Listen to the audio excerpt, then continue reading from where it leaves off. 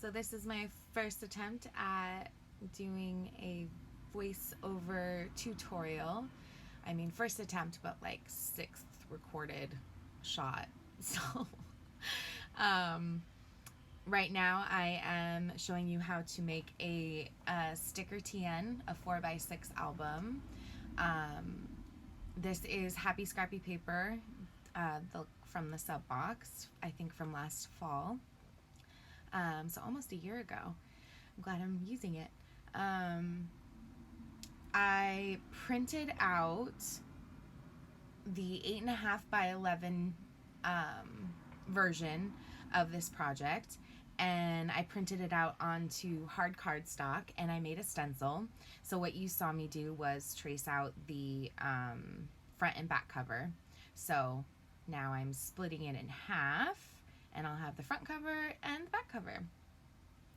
I also have the option to print straight onto a 12 by 12 scrapbook paper.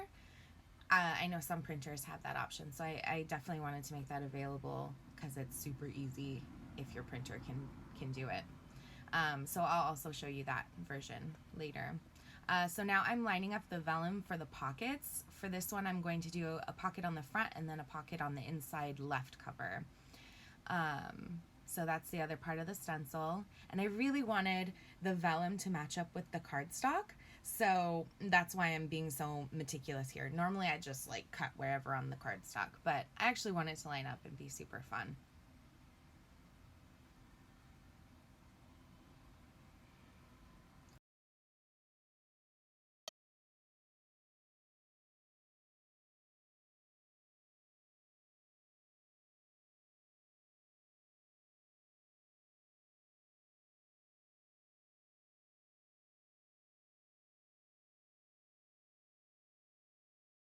So now I'm erasing the pencil marks because it's gonna get laminated and I don't want those to stay there forever. And look how cute that is. I love the way it lines up, and it looks really cute when it's finished. And it's a little long down at the bottom, so I'm going to trim the bottom. And look at the little foxes on the back side. Yeah, I really love this paper. I'm glad that I'm finally using it for something that I'll get to look at all the time as I'm staring at the finished product right now, admiring it from afar. Alright, so now I'm just making sure those pieces line up.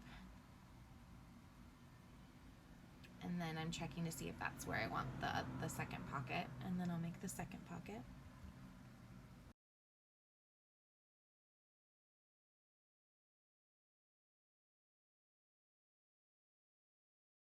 This is probably the longest part, the cutting of the pockets, and it's only because the scallop edges, which, I mean, if you really didn't want to do that, you could just cut straight across. But I really like the little extra love that the scallop pockets give.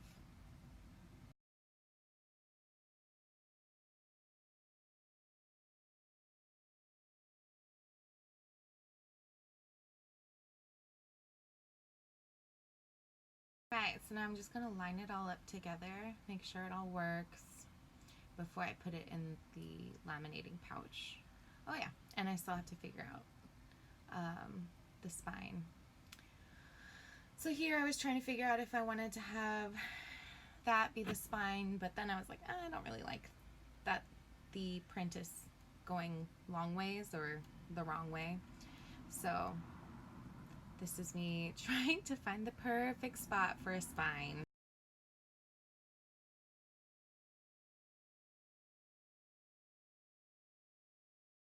I'm going to line it all up in a regular 8.5 by 11 laminate pouch. This is a 5mm one. I really like the thickness of 5mm. It's thick enough for like an HP cover, but thin enough to where you can still, you know, like make creases and bend it and whatnot. So highly recommend it. And I just usually buy the Scotch thermal ones, the thermal pouches, because they tend to end up quite clear. I don't have a lot of problems with them. Oh, and my laminator that I use, it's the Mink laminator. And I do have to, so I got it a lot cheaper this time. The first time I bought it, it was regular price, and that was when it first came out, however many years ago. And then I finally purchased a new one, and I did some research, and it is really hard to find a laminator that has multiple rollers and is super wide. So I can put in, you know, like a 12 or 13-inch piece into this laminator. So I am a super advocate for the Mink. It is Mink, right? Yeah, the Mink laminator. Also, the heat settings are really great. I don't know. People hate on it, I think, but I've gone through 3 other laminators and it's been my favorite so far.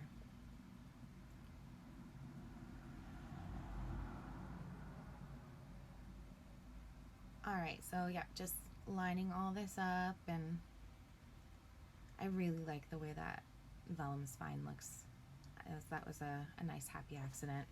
I do recommend, if you have one of the like laminating pouches, that you can put, I don't know if it's called like a laminating folder. If you have a laminating folder, it's a lot sturdier and it'll keep things from flopping around. Like, I have to fix this like 12 times before I get it to the laminator. So, just a helpful hint. There I am again, fixing the other side. It's like, I love it. It's so cute.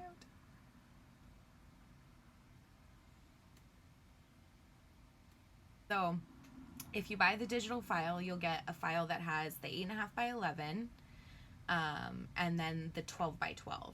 So, I mean, if you find someone that can print it for you, or if you have a hookup at Staples or one of the printers, they might let you,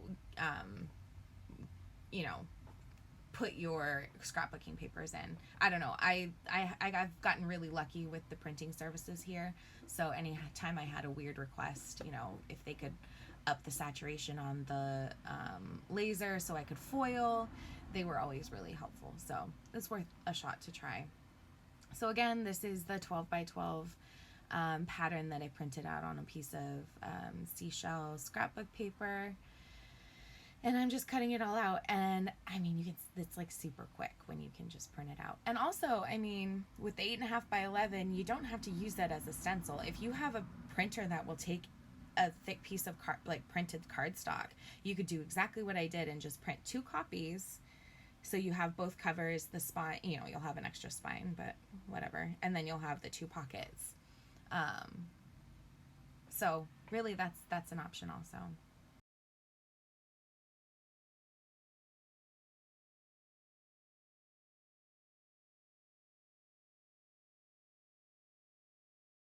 So I'm just gonna line this setup in. Sorry, you can hear my dog barking in the background. So I'm just gonna set this up in the laminating pouch. I'm going to do 2 inside pockets for this one instead of a pocket on the outside. Since the inside is so plain, might as well add a little jazz into the inside.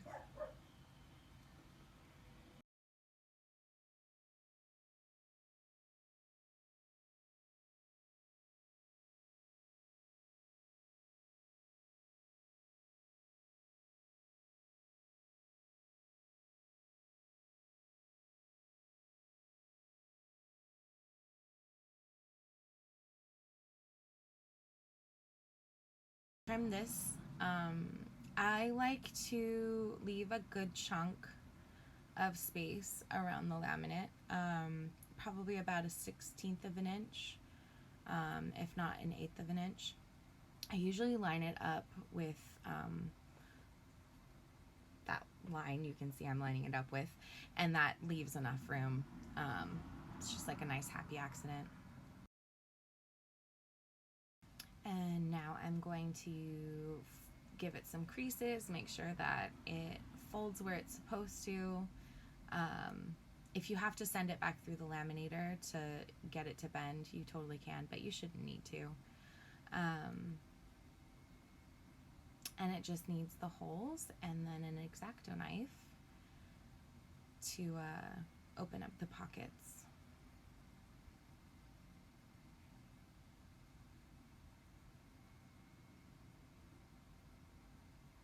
So you just want to go right above the pocket and right, kind of right where that bubble is, where you can tell there's air in it, and you're kind of releasing that. You're releasing the pocket where it didn't seal. Kind of what you're avoiding doing when you're trimming the outside. And then you find a little spot that opens, and if you move your finger across, it'll just pop open with the rest of it. And now you have a cute little vellum scallop pocket. And do the same thing to the other side. So now I have my little crocodile, and I have it on the 1/8 of an inch punch for the eyelets. And I honestly just eyeball it. Some of them are crooked, some of them aren't. But again, I'm doing this for myself, for me, because then I actually use them and, you know, let them fall apart, and then I'm able to make new ones again. That's how I excuse shopping. If I don't use the things, then I can't buy the things.